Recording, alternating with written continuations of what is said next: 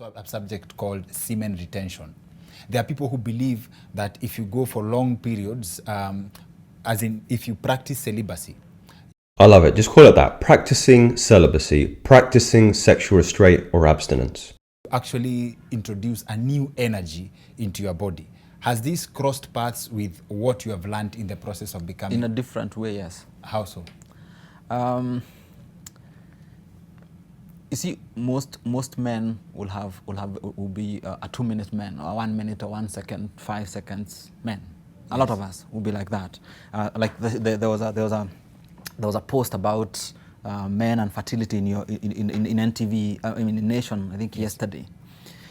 And what happens is that if you are able, we say sharpening the knife, if you're able to sharpen your knife, desensitize your knife.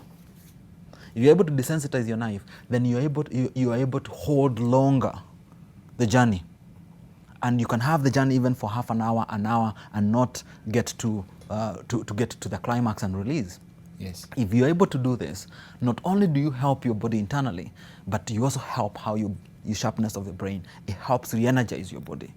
Okay, that's number one. Why? Because every time you just come and release, you're wasting energy. You're draining your body. You're making your body weak. So if you are able to sharpen your knife and make your knife desensitive, then what will happen is that you don't waste as much calories, as much energy, because every time you go, it's millions of cells that you release. It takes almost a month for you to get that energy back. Okay, a couple of things I disagree with here. So first of all, I was creasing throughout the whole thing, sharpening the knife. Sharpening the knife is a term popularized by Mantak Chia in his Taoist book of lovemaking. Now, essentially, it's edging. Do I recommend edging? Absolutely not. You're on a higher path here, gentlemen. You're not serving this path as a means to tempt yourself. The point he's making in respects to that is, if you are suffering with premature ejaculation in sexual intercourse, edging it can be a tool. So this individual says. I don't personally agree with it. The answer to that problem is Carezza. It's always been Carezza. Think about this. When was the first time you learned about sex? Through pornography. And pornography is fake as shit. It's all an act. It's all Hollywood. It's not real, dude. It's not real. So if you're approaching the first time you had sex with a woman and your reference points for that sexual experience is, going at it like a jackrabbit, of course you're going to bust early and she's going to feel disappointed in you. So the answer is, you have to reteach yourself how to have sex. You're not fucking, you're making love, baby. You're making love. Take your time. Go through all the motions. Right, I'm not going to go into details here.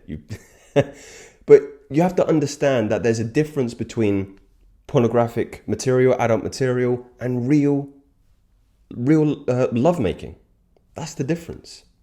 So if you are doing it daily, you can see how weak your body gets over time. So what you're saying is you need to be economical with horniness. I love that term so much. Be economical with your horniness. Be economical with your lust. The way to approach this is, it's an asset, like time, like money, like energy. If you are needlessly wasting that asset in frivolous pleasure, you are going to incur negative side effects into your life. So be economical with your horniness, gentlemen. Number one. And number two, the people who stay the long distance, the marathoners, are the healthiest people we have. Yes, the less you ejaculate, the better. And here we've been making fun of people being on top of each other. Na people, mtu amepiga flight mpaka America, we bado unafanya the same thing. So it's actually healthy. That's what it should be. So your advice to people is to be long-term sinners. It helps you. Yes. If you're long-term, if you run marathon. Yes.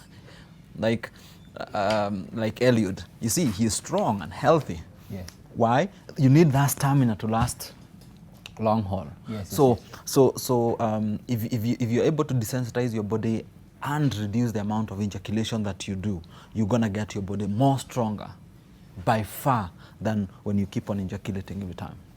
So I'm starting to see his point here. It's about the sensitivity consequence of you abstaining, of being a celibate.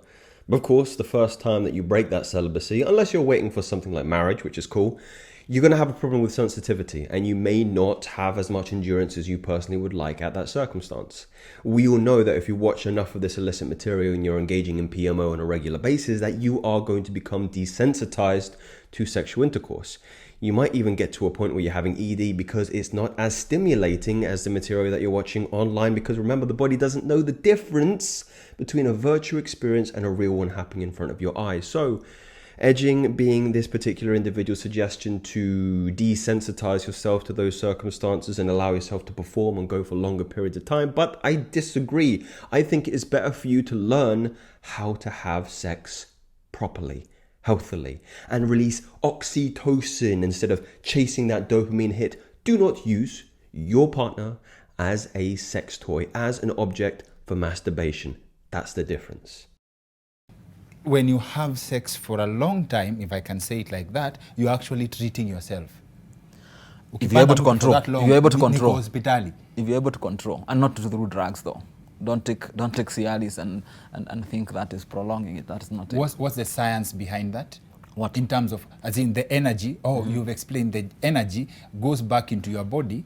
Yes. And you don't lose it. You don't lose the energy. Because remember, this place here below the novel, it's called the Dantian. Yes. It's where you hold everything about your energy, and that's where you store it. Yes. You have, Indians will call them chakras. And it's here where you store everything. And every time you keep on releasing it, you weaken this area. This area becomes weak.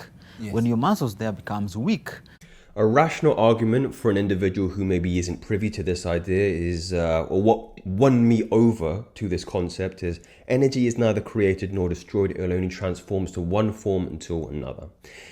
The other point is the scientific principle of spermatogenesis, which happens around 76 days, I remember, which essentially means a reabsorption of the vitamins, minerals, and nutrients that come as a consequence of not using your sexual energy, and you not losing it, you not being frivolous with it, you not being uneconomical with it.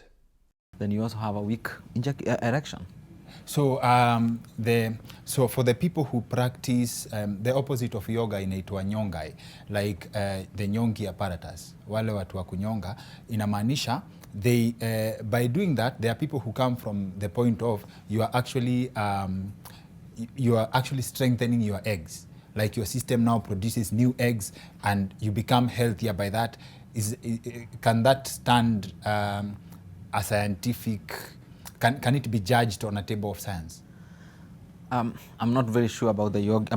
I don't know much about what you're referring to. You don't know yoga, but you know nyonga. Yes. Yes. Yes, the nyonga what they're talking about. But I know yoga. But what I know is and anybody can do this. Any man can do this. Any man who struggles with the premature ejaculation can do this. Yes. If you are able to desensitize, and that means you have to make it blunt. Yes, you like, have to you have to stimulate it, and when you're about to ejaculate, you stop, and then you have to stimulate it the other way. And then I'm just going to pause it here because I can't take this guy anymore.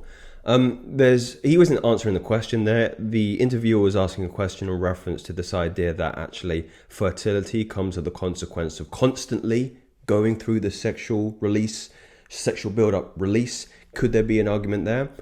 I guess so. I mean, I haven't really seen the evidence for it. It really depends on your outcomes. I'm a real outcome-oriented individual. I don't want you to think I'm an ideologue. As much as you enjoy the information here, it's very esoteric, it's very cool. I always like to say to you, I want you guys to get the best results in your life above all this bullshit, right? Ask yourself the question, is what you're doing giving you the outcomes that you want in life? If your outcomes are, eventually I want to be fertile enough to have a family of my own, and you know, if the way that you have been performing, maybe you need to go and get a fertility test done, and they're saying, oh, your sperm count's low, you have to change something. You have to change your eating, you have to change your diet, you have to change your sexual lifestyle. If everything's good, if it's healthy, then great. Your system is working. How are you performing on a daily basis? Do you have a lot of energy? Are you depressed? Are you anxious? Do you have negative emotion? Okay, change something. It is very, very easy, because I know this is a very popular topic on my channel here, to get wrapped up into the ideas of these things. For some people, it's really, really great. It helps their life. It transforms their life. It transformed my life. And it will always play a significant aspect in my system of my life. But it's not been the only thing. You have to think about the utility of things like fasting in respect to cognition. And things like exercise, in diet. I mean, I'm really experimenting with my diet at the moment, adding a lot of fats, adding more protein, and seeing huge, huge effects on how I perform. So please, guys, do not be married to ideology, because it makes you very, very narrow. It makes you very, very weak in that sense. It makes you inflexible. And if you are inflexible, you will break. So I'm going to cut this guy off earlier because I don't want him to wrap you up in this edging bullshit. These are just theories. These are just theories. Take what is valuable from the conversation and discard what is not. Look at your system. If you're getting the goal that you want, your system's working. If you're not getting the goal that you want, your system is fucking broken. Change it. Speak soon.